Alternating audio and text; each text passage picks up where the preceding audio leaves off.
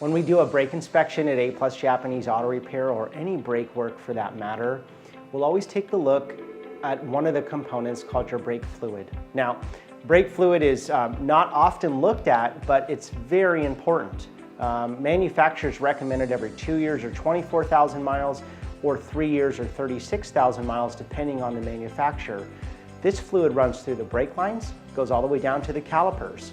You have a master cylinder that pushes the fluid back and forth. The thing about brake fluid is it's hygroscopic, so over time it will pull water and moisture in and absorb it. So now imagine you have this great hydraulic fluid and there's a water content in there. So you have issues, right? It starts to wear down the metal components. It starts to wear down the ABS solenoids that move back and forth. That's an issue, and it's expensive. The other thing it also does is if you have water content and that brake fluid gets hot, which it does, that water will evaporate or it'll gas.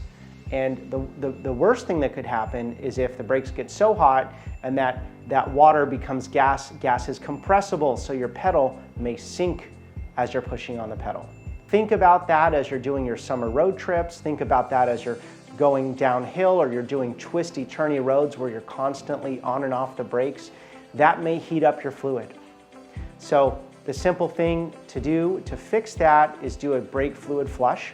We take out all the old fluid, we put new fluid in, and then we push that fluid through all of the brake lines all the way out at each wheel, and then you have fresh fluid in there, moisture content's gone way down, and then you're good for another few years. So ask about that at your next service at A+ Japanese Auto Repair in San Carlos.